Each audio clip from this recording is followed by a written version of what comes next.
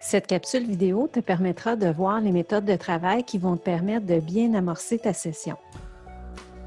Alors, dans un premier temps, j'aimerais qu'on regarde les différences entre le secondaire et le collégial.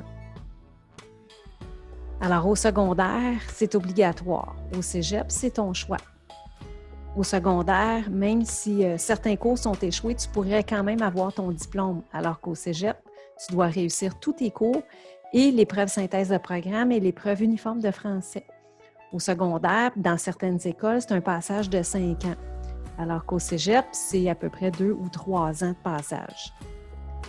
Quand tu as un échec au secondaire, la reprise du cours va effacer ton échec, alors qu'au cégep, ça ne l'efface pas. Au secondaire, peu d'études à la maison. Au cégep, une plus grande charge de travail. Au niveau du travail scolaire, les cours au secondaire, ça se donne sur une année. Au cégep, tu vas voir que 15 semaines, c'est vite passé. Il y a un horaire de cours au secondaire entre 50 et 75 minutes. Les cours sont un à la suite des autres, alors qu'au cégep, il y a des trous dans ton horaire. Au secondaire, les échéanciers sont plus courts. Dans tes travaux au cégep, parfois, ça pourrait être du plus long terme. Au niveau de l'encadrement, bien au secondaire, c'est plus serré comme encadrement. Au cégep, on fait appel à ton autonomie, au sens des responsabilités et à ta maturité. Au secondaire, les enseignants te sollicitent dès que les difficultés sont observées. Au cégep, les enseignants vont te solliciter, mais c'est sur une base volontaire que tu vas y aller. Les enseignants peuvent t'offrir des disponibilités. C'est toi qui dois faire preuve d'initiative. Alors maintenant, si on regarde la charge de travail au niveau des études collégiales, alors un étudiant en général va avoir 25 heures en classe dans une session qui est complètement en présentiel et on va lui demander de fournir 18 heures de travail personnel à la maison. Ça veut dire à peu près 43 heures au total à consacrer aux études. Permets-moi de faire l'analogie avec la course. C'est comme si au secondaire, on te demandait de t'entraîner pour une course de 1 km. À peu près tout le monde peut faire une course d'1 km sans vraiment faire beaucoup d'entraînement. Au cégep, c'est comme si on te demandait de faire une course de 10 km. Alors là, tu n'as pas le choix, tu dois t'entraîner, ça demande un entraînement assidu à chaque semaine. Tu dois consacrer du temps pour ton entraînement, mais c'est la même chose pour tes apprentissages en classe. Alors, comme exemple d'horaire d'étudiant, ça veut dire que ton travail personnel, il va falloir que tu le places dans tes trous d'horaire en soirée. C'est sûr que les 18 heures qui sont placées comme ça laisse peu de place à la pratique de tes loisirs ou à faire du travail rémunéré. Donc, il est possible que ton temps d'études, tu en fasses le samedi et le dimanche. Alors, je vais te suggérer d'aller voir sur le site je-choisis-mon-employeur.com à l'adresse qui est mentionnée. Ça peut t'aider à voir ta répartition de ton temps à chaque semaine. Alors, ce que tu vois devant toi, c'est la répartition qu'on considère qui serait idéale pour un étudiant qui a 25 heures de cours en classe et qui fait un travail rémunéré de 16 heures par semaine. Alors, dans cet outil-là, tu pourrais compléter pour chaque journée de la semaine quel est ton emploi du temps, puis comparer avec cette répartition-là qui est idéale. Maintenant, au niveau des méthodes de travail à proprement parler. Alors, la première chose, on te fait acheter des livres dans tes cours. Tu peux lire la section avant le cours. Généralement, les enseignants vont donner un échéancier assez détaillé de ce que tu dois faire pendant la session. Alors, tu sais quand est-ce que la matière va être vue quand. Donc, tu peux sûrement aller lire un peu avant le cours pour préparer ton cours. Tu peux lire tes propres notes de cours à toi après les cours. Ça te permet de retenir ce qui est important.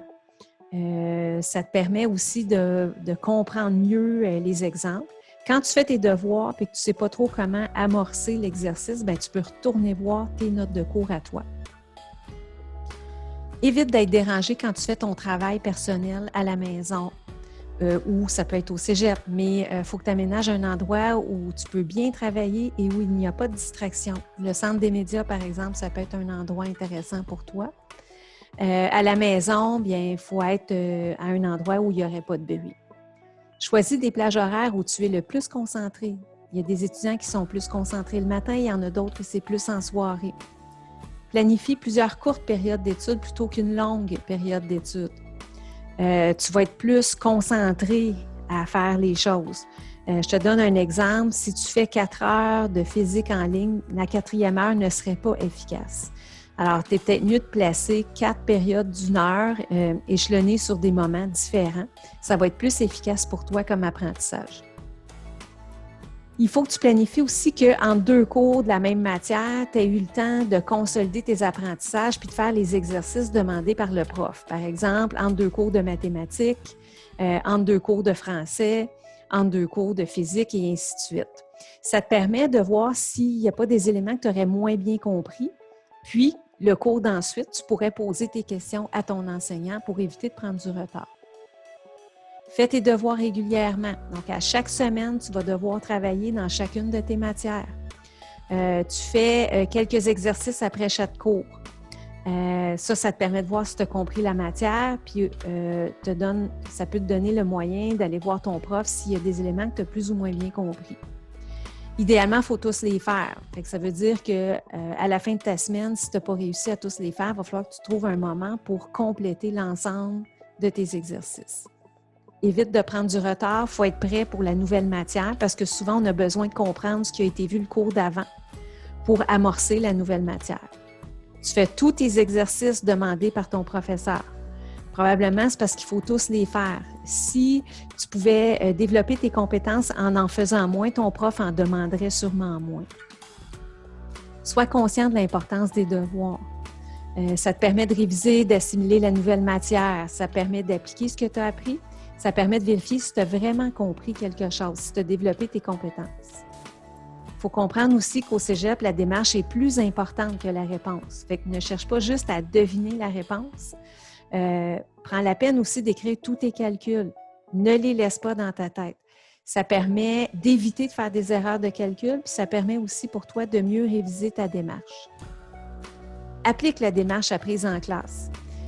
Souvent, c'est des nouvelles démarches rendues au cégep. C'est pas que les démarches au secondaire ne fonctionnent pas, mais c'est qu'au cégep, les problèmes sont souvent plus complexes, alors ça prend d'autres méthodes pour arriver à résoudre ces problèmes-là. Porte attention à la notation. Utilise les symboles appropriés. Utilise les symboles qu'utilise ton enseignant, par exemple. La remise des travaux.